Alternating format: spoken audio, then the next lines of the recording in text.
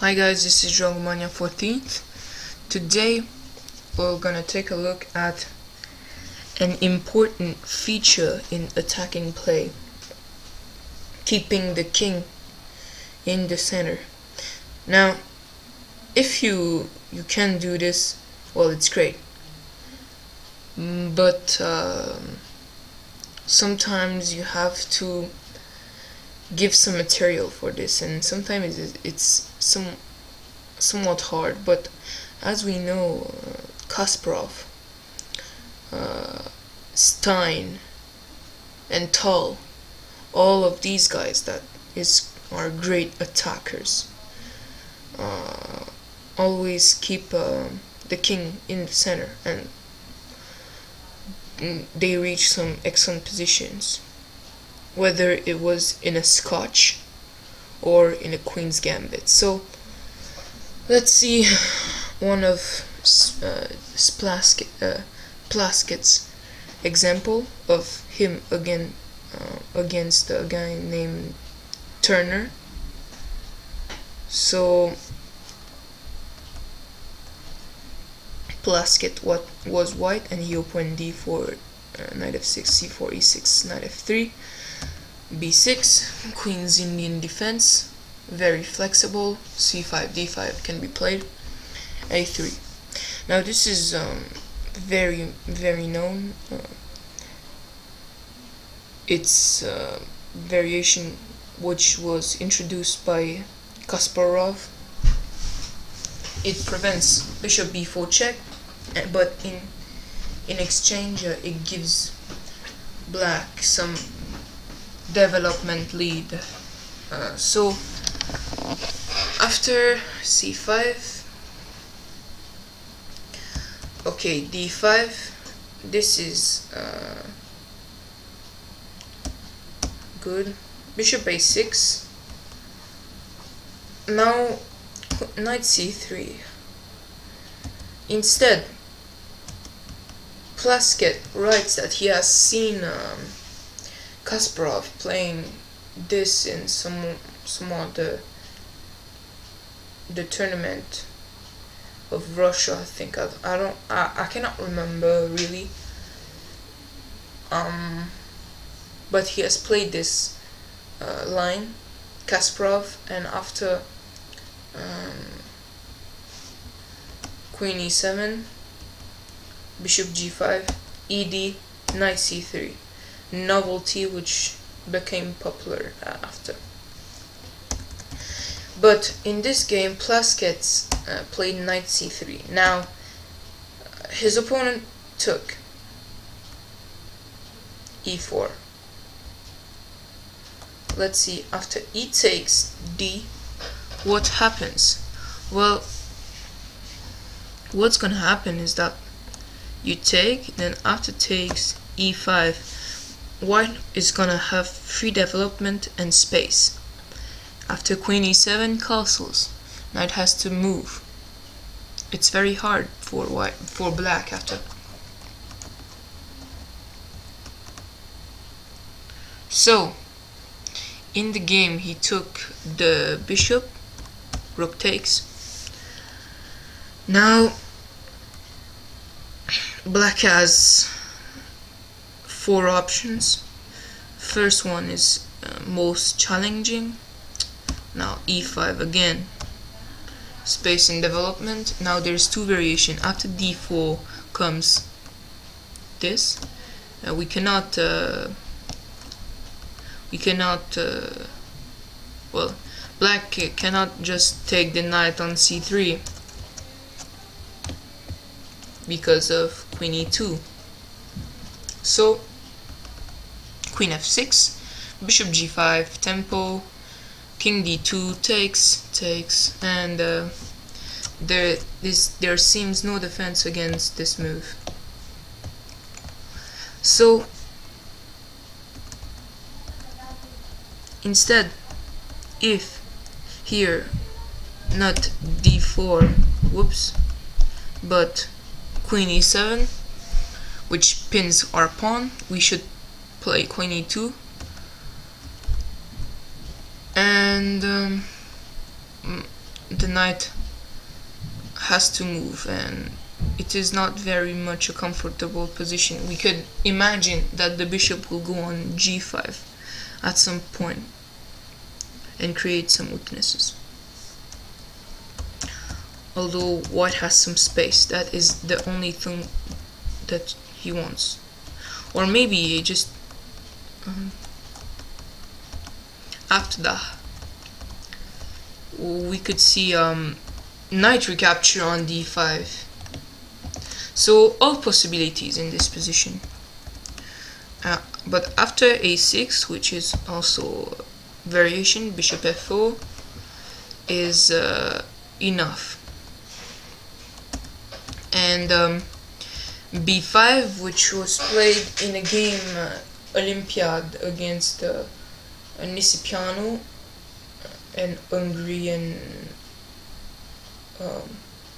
I can't remember the whites player, but yeah, Nisipiano played this and he took, but it equalized very fast and it ended in a draw.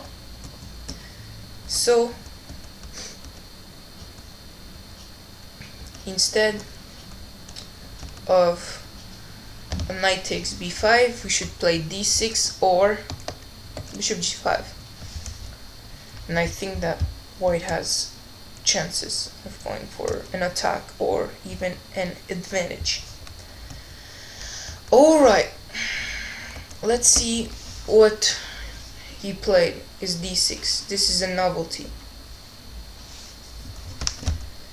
Plaskett took on e6, takes, opening alliance, I should say. Queen b3. It should be said that e5 has been played against Spielmann and another guy, but it ended in a draw quite quickly. Now, well, he took, but we cannot very much imagine white has some advantage. He has nothing. I mean, when the queen exchange, it's well, I mean, this endgame is just drawn. Or black can even be better because of his pieces. Okay. So e5, not good. Queen b3, keeping the tension. That's what we want when we're sacrificed. We want to keep the tension. Now there's three variations. If d5, bishop g5, d takes e, knight takes c, knight takes e. But no, this is not good. Here, white should get some kind of advantage with rook d1. And we have some bind in the center. I think that white should be better here. Or perhaps just take the pawn on e6 first. It's good too. So if queen d7 here, then we push.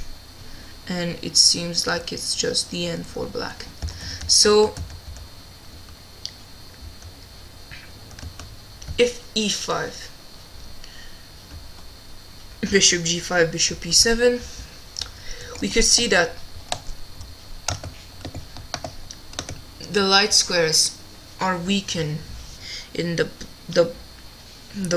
black scam. So what we're trying to do here is that we're gonna exchange our bishop, which is black squared, for the knight, and then when bishop will recapture, we'll have four more. We will have some advantage. So in the game he played queen c8. Now after bishop f4, e5, then we castle, and this is a good variation. Instead, if c4, queen b5 check. If knight h5, this was recommended against the Plaskett's Pupil, but it's very interesting, and it seems like it's the really only move in this position. So, but after knight c6, Plaskett castled queenside, e5, bishop e5, de, but if knight takes c, this is a good variation. Opening the f file and it will be dangerous. Okay, so d was played, keeping the knight at least. Knight d8, f4, opening lines. Now if c4, we play queen b5 check, knight c6 takes. We have won a pawn, very important, pawn 2. If queen c6, then fe, c4, queen b5 is again good. So last move is knight d7, which was played in the game. Fe, introducing the threat of sometimes e6. Bishop e7 was played. No, c4 was played, but bishop e7 fails to knight e6 when black's position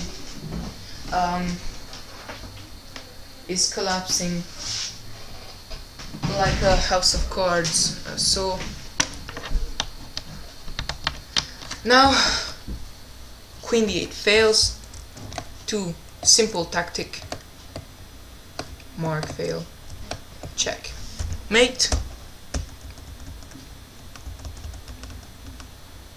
So c4 was played, queen b5. Now if queen c6, we play e6 takes, and 2 threats, 3 threats. So black's white should be at least better. Alright. If a6, then queen d5, centralizing the queen is important too. And this seems like a good variation. Now, interesting tactical, we will gonna play take and check, and checkmate is gonna follow in one move, in 2 moves. So, well, if he takes, there will be a difficult motive. So, well, not very difficult because, well, chess base is giving us the answer. Rook takes knight. So, okay.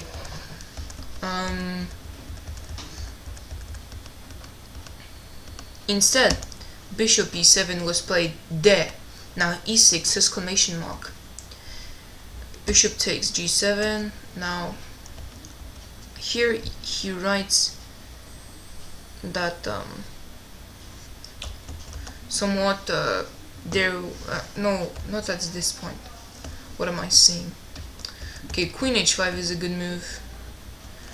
Now queen d5, knight c4, all these stuffs. Now it was repetition of moves. It's usually a good thing, just repeating the moves. Now there was this incredible move, king b1, which was played because Plaskett, remember about when Kasparov played some quiet moves just to prepare the assault, because obviously queen e5 we would see knight d3. So here king b1 was played. Now just going through the moves quickly, and he won quite convincingly. Queen d6 check and checkmate. So if we can resume this whole principle of keeping the king in the center, when we give some little material for it, it can be good, and you should not fear this if you're not a super GM. You should try it. So thank you for watching, and hope I'll see you in the next video.